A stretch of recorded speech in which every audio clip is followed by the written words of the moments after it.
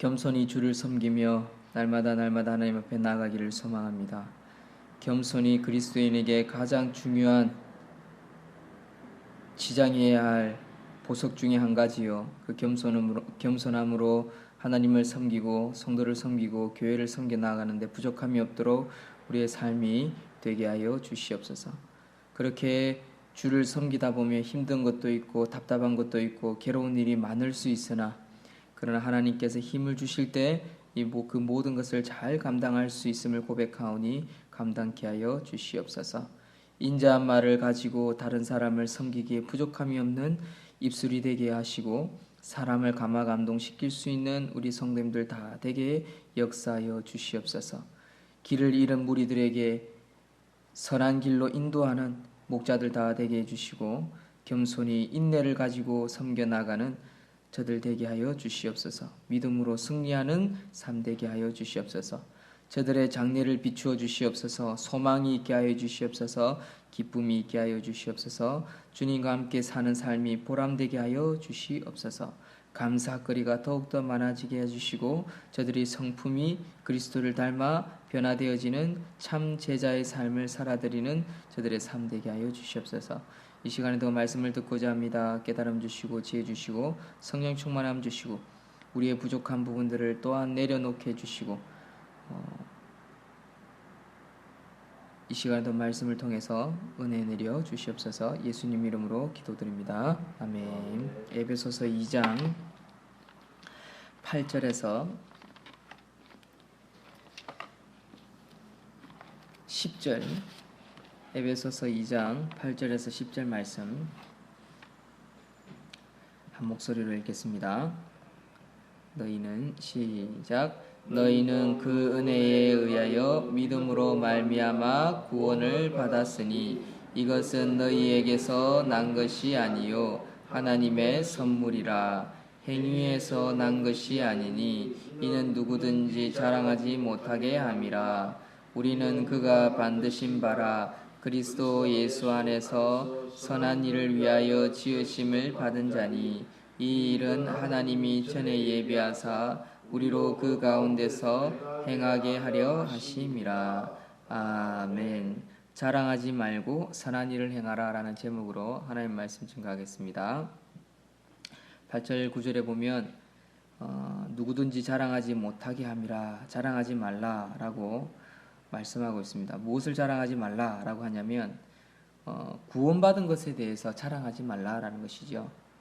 구원받고 영광스러운 자녀의 신분을 회복한 신자가 하지 말아야 할 것 중에 한 가지는 뭐냐면 구원받은 것을 자랑스럽게 여기지 말라라는 겁니다. 자랑하지 말라라는 거죠.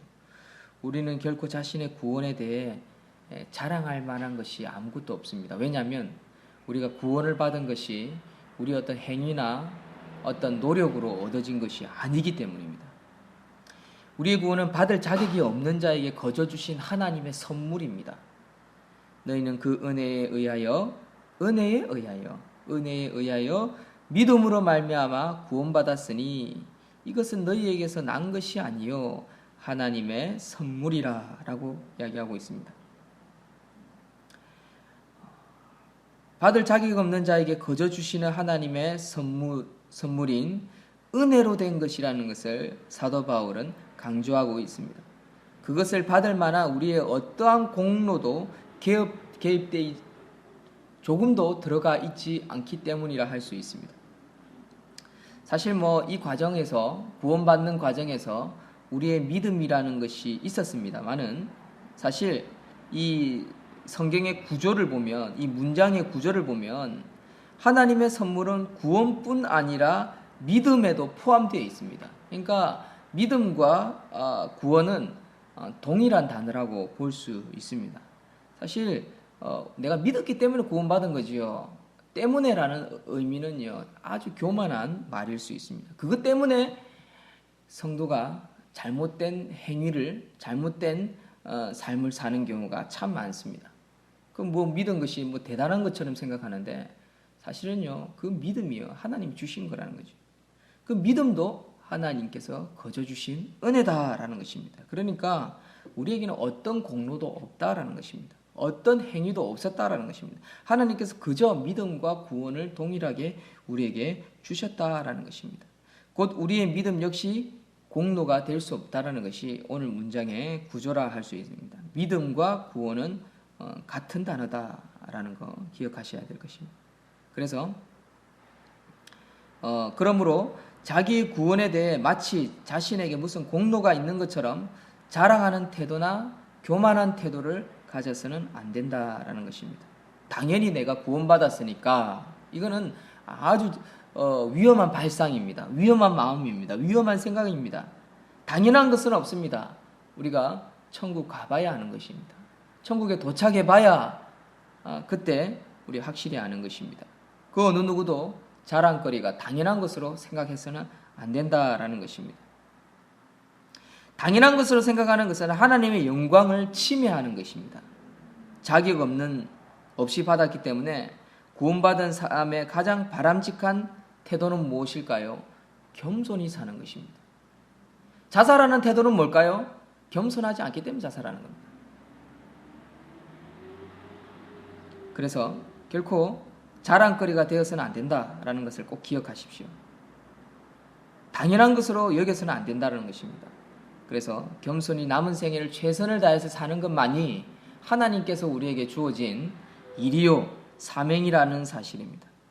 이 때문에 구약 성경에서는 믿음과 가장 비슷한 말로 겸손을 제시하고 있다는 사실을 기억해야 할 것입니다. 하박국 2장 4절 우리 한번 다 같이 찾아서 읽겠습니다. 하박국 2장 4절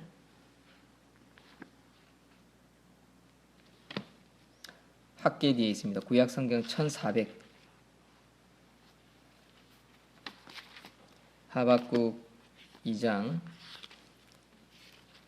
4절 말씀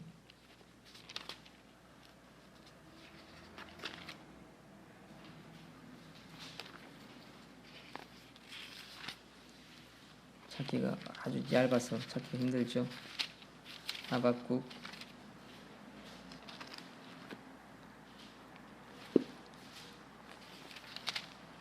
2장 4절 읽겠습니다. 찾았습니까? 1300쪽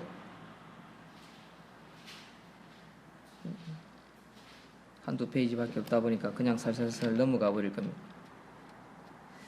하박국 2장 4절 시작. 보라 그의 마음은 교만하며 그 속에서 정직하지 못하나 의인은 그의 믿음으로 말미암아 살리라. 아멘.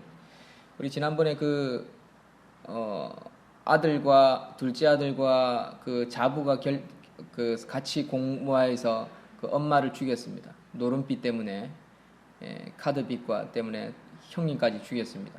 근데 그 여자가 자살해 죽으면서 자기는 떳떳하다라고 부모와 경찰에게 남기고 집 문 앞에서 목 매달아 죽었습니다. 그런데 그 검사 결과를 한번 보십시오. 일단은 첫째는 그 남편이 자수를 했어요. 아내와 같이 공모했다. 그리고 그 카톡 문자를 보면 어떻게 묻을 것인지, 어디에 묻을 것인지 그 공모한 내용이 다 있습니다. 모르죠. 뭐 그까지도 남편이 아내랑 둘이 아내 핸드폰을 빼앗아 가가지고 지 혼자 앉아가지고 보내고 지 혼자 또 다시 받고 뭐 그랬는지도 모르죠. 뭐 그건 알 수 없습니다만 여러분 떳떳하면요 끝까지 싸워야 하는 것입니다. 안 떳떳하니까 자기 자존심 때문에 살리려고 자기 가족의 명예만이라도 살려보려고 자살해 죽으면서 그렇게 남기는 거라고 볼 수 있게 돼 있습니까? 그만큼 인간이 죄인이라는 겁니다. 죽는 것만이 다 결과가 아니라는 거죠. 다 책임지는 게 아니라는 겁니다. 그것은 뭡니까? 죽음 후에 대한 심판을 모르는 어리석은 자의 말로입니다.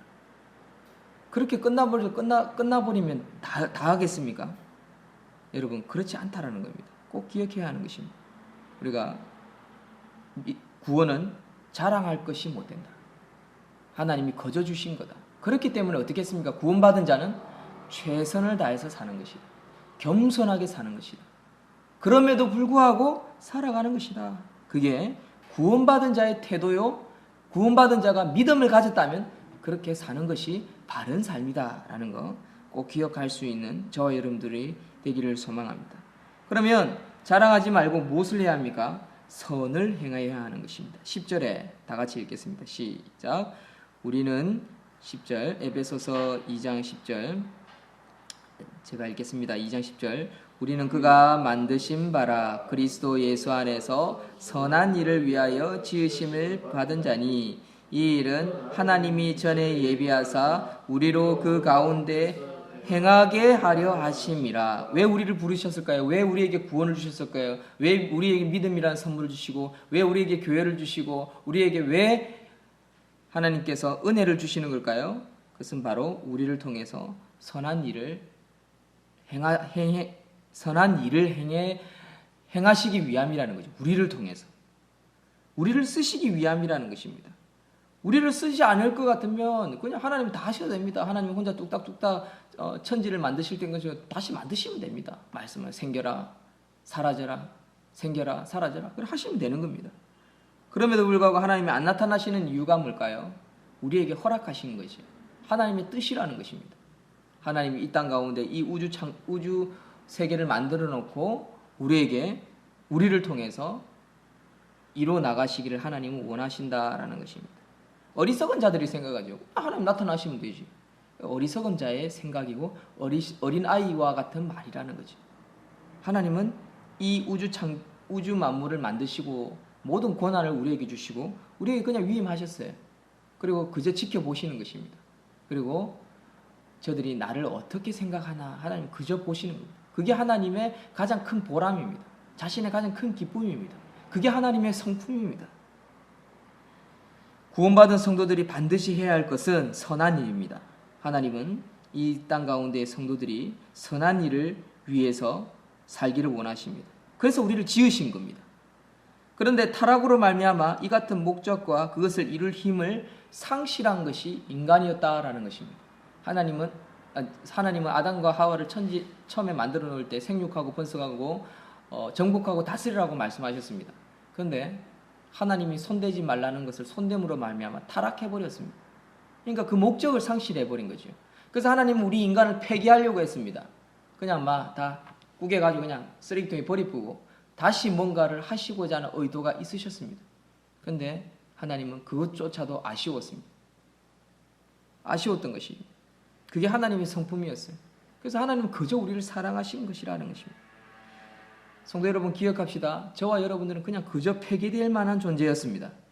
그럼에도 불구하고 하나님은 은혜로 거저 주신 선물이 우리를 부르셨다는 것입니다. 저와 여러분들을 부르셨습니다. 그러면 이제 어떻게 해서 살기를 하나님 원하실까요? 선한 일을 함으로 살기를 원하신다는 것입니다. 그것이 저와 여러분들을 부르신 목적입니다. 하나님께서 저를 하나로 교회 왜 부르셨을까요? 하나님의 뜻이 있기 때문에 그렇습니다. 왜 인간적으로 저희들 욕심이 없겠습니까? 최소한 한 50명에서 몇백 명 모아놓고 설교하고 싶은 그런 욕심이 왜 없겠습니까? 성도들과 같이 식사하고 다니고 교제하고 또 여행도 다니고 또 그들이 챙겨주는 것들을 왜 받고 싶지 않겠습니까? 사람은 똑같은 것입니다. 그럼에도 불구하고 하나님께서 저에게 여기에 부르신 이유가 다 있습니다. 저는 그 기에 맞춰서 살아갈 뿐입니다. 그게 자기의 위치를 망각하지 않는 것, 그것도 중요한 부분이라고 할 수 있겠죠. 하나님은 우리의 부르심이 있습니다. 그 부르심에 아멘하시는 저와 여러분들이 되시기를 주의 이름으로 축원드립니다. 그리스도의 구속 사역으로 다시금 원래의 목적을 회복할 수 있게 된 것은 뭐냐? 디도서 2장 14절에 보면 그가 우리를 대신하여 자신을 주심은 모든 불법에서 우리를 속량하시고 우리를 깨끗하게 하사 선한 일을 열심히 하는 자기 백성이 되게 하려 하심이라 라고 디도서 2장에 말씀하십니다. 선한 일을 열심히 하는 것. 사랑하는 성도 여러분, 이 새벽에 기억합시다. 선한 일을 하기 위해서 우리가 어떻게 살아야 하는지. 가정에서도 마찬가지입니다. 아비로서, 어미로서, 자녀로서, 또 부모됨으로써 선한 일을 해야 합니다. 선한 일을 뭘까요? 여러 가지가 있을 수 있습니다. 첫째는 기도겠죠.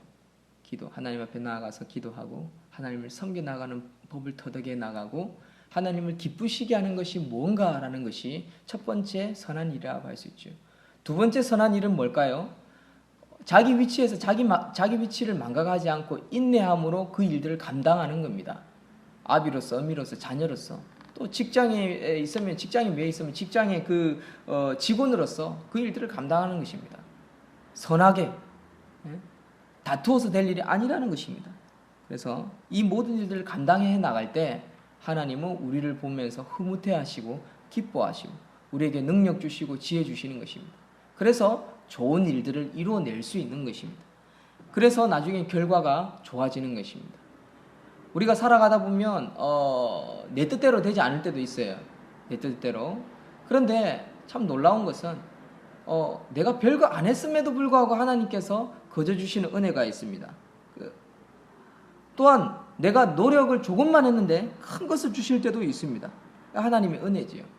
하나님께서 우리에게 새 힘 주시는 것이라 할 수 있습니다. 우리는 그럴 때마다 더욱 겸손하고 더욱 하나님을 바라보고 더욱 기도의 자세로 믿음의 자세로 나아가는 그런 성도가 되어야 할 것입니다. 그런 성도님들 다 되시기를 주의 이름으로 축원드립니다. 아멘.